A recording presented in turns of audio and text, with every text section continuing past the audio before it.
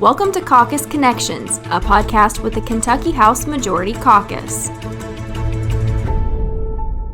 Welcome to Caucus Connections. I have the distinct honor of being joined by not one, but two representatives from Louisville, Representative Jason Nemes of the 33rd District and Representative Jerry T. Miller of the 36th District. How are we doing today, fellas? Fantastic. Wonderful. You two, along with Representative Kevin Bratcher of the 29th District, have penned a letter to Jefferson County Clerk Bobbie Holsclaw to ask for more polling places to be open on Election Day. Before we talk about the letter itself, how do you both feel the primary went, not just in Louisville, but across the state? I think the primary went generally well. In some pockets of Kentucky, we had some problems, and we had some problems in Jefferson County as well. Major problems, I think, in Fayette County. But this election is going to be much, much different because I'll just stick to Jefferson County alone. There are 626,000 registered voters. We're looking for 70% turnout in Jefferson County is what some estimates have said. The turnout in the primary was half that. And so it will be a whole lot more people. There will be a whole lot more people voting.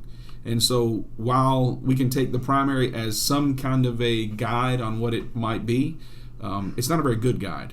And so we need to make sure that we do what Jerry, Kevin, and I have outlined, and that is to open more polling locations. So to answer your question directly, I think the primary went relatively well, but the voter turnout was much lower than it will be in November. Well, it went well in terms of operation. The polling result or the results didn't get out for a week, and that was on 170,000 absentee ballots cast in Jefferson County. If you extrapolate out the turnout expected, if nothing changed, they could be looking at over 400,000 absentee ballots. And it's not just counting, it's verifying signatures. Right. There's a process. This isn't an easy task. Right. And there were a number of, Jerry, of ballots in the primary that were thrown out because they weren't done appropriately. 8,000 were thrown out, and if you extrapolate that to the general, right, we're talking 20,000 ballots could be thrown out because of a technicality, which if those people had shown up in person, wouldn't have happened. Right, and we've had a number of statewide races that have been decided by fewer than 20,000 votes, and at the local level, I mean, heck, we had a tie in Davis County last time. This has a profound impact. Most importantly, perhaps, is on the particular voters and their access to the polls and their ability to make sure their vote counts. But it also has a tremendous impact on who actually represents the people, both at the statewide level, but much more profoundly, because the numbers are so much smaller, at the local level. Talk to me about those voters coming out to the polls. What are the safety concerns going into the general election? Is it just COVID, or are there other concerns as we get closer to Election Day? Yeah, I think certainly COVID is a concern for a number of people in Jefferson County and throughout the Commonwealth of Kentucky, as it ought to be, because not only are young people voting, but hopefully everyone is voting, everyone that's legal from age 18 to death. I think I have a number of people in my district that are over 100 years old. So COVID is certainly a concern. Another concern, though, is how do these folks get to the polls?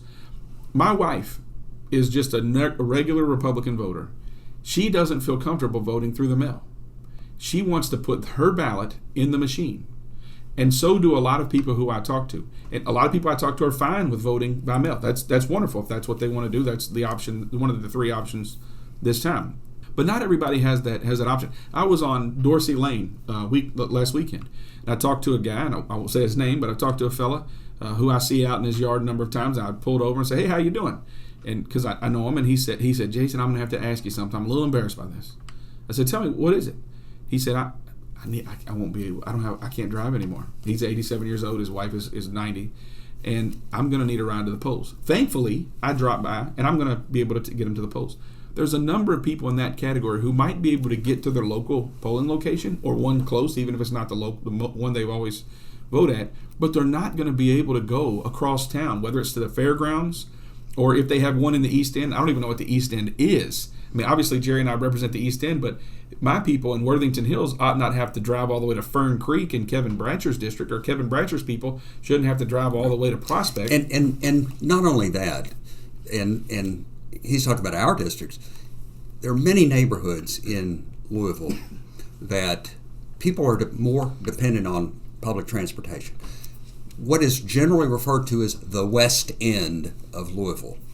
Over 100,000 people. They're talking about setting up, of course, a big super center at Kentucky Fairgrounds, but then two or three regional centers. The West End, they're picking the African American Heritage Museum. Now, that center is convenient to Russell, but it's not convenient to Parkland and California and Smoketown and all the other neighborhoods in Louisville. It's an issue. And not only that, but again, to your question about safety, you're going to pack 100,000 people in to vote in a location like that.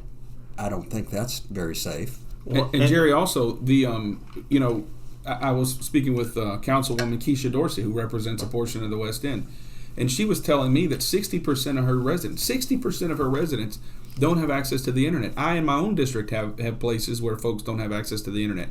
And so the way you request a ballot is the internet. You can also make a phone call, but I was talking to a number of people who just couldn't get through. So that's pretty much out of the question. So you're not even really providing those options adequately, the mail-in ballot options adequately to 60% of Keisha Dorsey's people she represents. So those folks are going to go to the polls. And Jerry mentioned a lot of people. What about Valley Station? What about Shively? I mean, it's all over the county. Those folks are going to have to drive a long way and stand in long lines. And what we need to do, and this is doable. It's not like we're asking for the impossible here, is to have 20 to 40 spots. We're not asking for all hundreds and hundreds that we normally have. We're asking for a finite amount, and we have the locations because Representative Miller and others have talked to our superintendent, who obviously our schools aren't being used. Our superintendent has said all of our buildings are available. Right. They're geographically dispersed throughout the county. There are over 20 high schools, not to mention middle schools and elementary schools. Really, you're just asking for about 10% of the locations that would normally be open, correct? But that would be 24 locations at a minimum is what we're asking for. And that's what the letter is about itself, correct? So right. The report was that the Exposition Center and maybe 3 regional sites would serve as the only polling locations. And that's just not realistic, is it? It is not realistic in any way, shape, or form. And this isn't a partisan issue. I've been in close contact with the Metro Council President David James. He has already made a video on Sunday where he's calling on the county clerk to talk about the plan, broaden this plan, and we're expecting the Jefferson County Board of Elections to pass on that plan possibly as early as this interview, the afternoon that we're making this interview. We want to talk about that. A large turnout and specifically an accurate vote count benefits both Democrats and Republicans. Are you glad the governor and the Secretary of State have been able to work together on this as a bipartisan issue? I am. And Jerry said that this was not a partisan issue at the local level because he's also spoken with the president of the council, David James. I would mention, you mentioned the governor and Democratic governor and Republican Secretary of State both support many more locations in Jefferson County. So it's bipartisan at the local level and at the state level. And so it's something that needs to that there's no reason not to do, and we have to get done. And I would add that Kenton County is going to have almost half their polling places open. Grayson County has a population of 15 or 16,000 people, 20,000 people, and they're having over 20 polling places. So this isn't unreasonable, and it's not like we would have to have 20 super centers. Kenton County, for example, if you voted at precinct A, B, or C, or location A, B, or C, you'll get a postcard saying you need to go to this location to vote. They do that, so complexity is minimized. You still have one big super center so anybody can go there and vote at anywhere, at any for any precinct. But this is very doable. All it takes is initiative and concern for the voter. And more so in the general than in the primary, wouldn't you say a majority of people want to cast that ballot on Election Day? I think many, many people want to cast their ballot on Election Day because of fear of it getting thrown out, of it not making it there in time. You can cast a ballot absentee it can be postmarked the day of the election, but it has to arrive within 3 days. Right. Well, that's not a certainty by any means in these days and times. So it's not only safety, it's timeliness and validity. Will my vote be counted if it makes it? And will we have results within a reasonable amount of time, as opposed to the primary, where we were still waiting for something. And even with that, there were 8,000 votes that were thrown out. Thrown out. Right. And Kenton, back to Kenton County, is even with over 20 voting locations for their county, they are still planning that they'll have to do double shifts to count all those ballots within a reasonable time.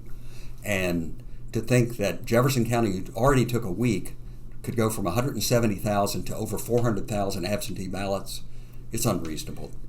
And Secretary of State Mike Adams last month in State Government Committee testified that he would like each of these buckets to be about equal, because when one of them isn't, then that puts too much stress on the others. And in many of our counties, our county clerk's offices that run the elections, they don't only do elections. And in most of our counties across the Commonwealth, thankfully not in Jefferson County, to be honest, most of our county clerk's offices actually close down their other functions. Well, that hurts the economy. That hurts people trying to get their information about their homes, or information about who owned the cars and so forth and so on. So it hurts the economy. So we don't need that. So you asked how many people want to vote on Election Day. Well, we polled my district on a number of questions, and that was one of them. And we actually polled a great deal of Kentucky. And in my district, 40% of the people said they wanted, Republicans, Democrats, and Independents, 40% of them said they want to vote on Election Day. As we sit here today, there's about 7,000 people who've requested ballots in my district. We know that about 28,000 people will vote this election. So we're not getting the numbers that we need on mail-in thus far. And if you look at the poll as being accurate, and I think it is, we're not getting the numbers we need to make to alleviate the problems that we're going to have on Election Day. So the answer is very simple: more polling locations. And we're not making those efforts. I have sent a number of people who wanted to be poll workers to the county clerk's office, and they've been turned away. They've said they don't have the locations. Well, we've got them access to every public school. So it's just, we've received a lot of excuses on why we can't do this, but not a lot of drive to get it done. And I don't understand why we're not wanting to have more polling locations. It's something that's easily accomplishable and that should be done to protect the fundamental right to vote. And that's really why you guys penned this letter. That and the fact that we requested a meeting, in-person meeting, and were rebuffed in that attempt. And so we have no choice but to communicate in this manner.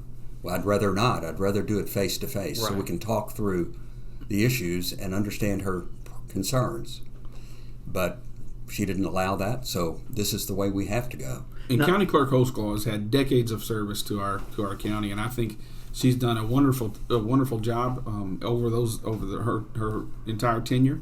We strongly support County Clerk Holsclaw. We think this is an opportunity that we need to make sure that we seize, and that opportunity is to provide the access to the ballot, which is the fundamental right of our citizens. There will be, let me put it clear, this is not just black, not gray. This is black and white. There will be voters who will not vote if they can't vote at a place that's accessible to them. And if someone has to go from Worthington Hills in my district, which is on the border of Jefferson County and Oldham County, if they have to go to the fairgrounds or to Fern Creek, they may not vote. And that is not right. Exactly. All right. Thank you so much, Representative Jerry T. Miller and Representative Jason Nemes, both from Louisville, talking about the letter that you penned to Jefferson County Clerk Bobbie Holsclaw. Thank you, fellas. Thank you. Thank you. You've been listening to Caucus Connections. Tune in next week for another episode from the House Majority Caucus.